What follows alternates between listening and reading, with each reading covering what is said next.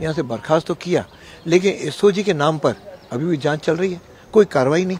जब एसओजी से आज तक उसकी पूछताछ भी नहीं हुई और एसओजी मुख्यमंत्री के अंडर में, क्यों मेरा आज भी खुला आरोप है कि रीट की परीक्षा का जो यहाँ पे लीक हुआ है उसके जिम्मेदार इनके मंत्रिमंडल के साथियों तक शक जा रहा है और उसके कलकत्ता में उनके फर्म से परिचय है और इस प्रकार उन्होंने पेपर संकुल में रखवाया।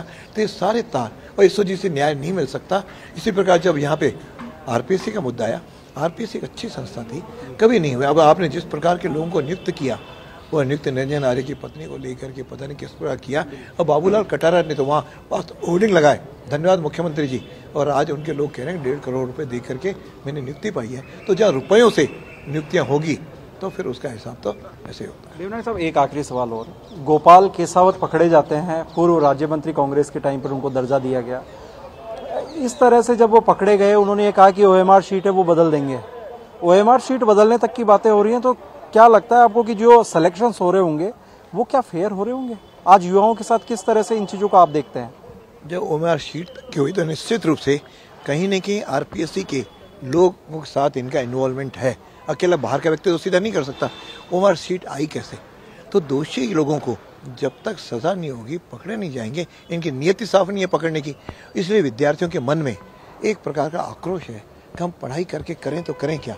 पढ़ाई करके परीक्षा देते हैं, पेपर ये लीक कर देते हैं और बड़े पैसे लेकर के इंटरव्यू, अब तो साक्षात्कार में भी इंटरव्यू हो गया, मतलब 18.5 लाख रुपए लेकर के आदमी का ट्रैप होना स्पष्ट है। ये कांग्रेस के साथ मिली भगत है।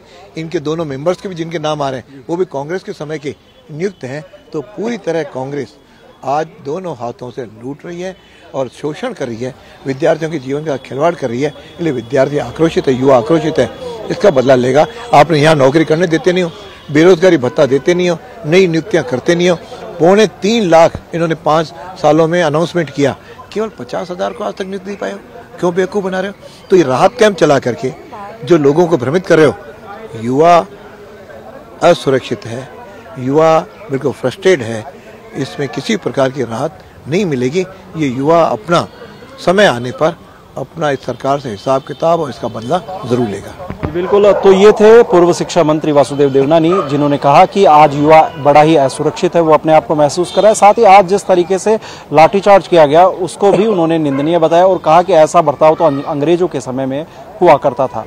कैमरा पर्सन अशोक के साथ अरविंद पालावत, सच बेधड़क, अजमेर।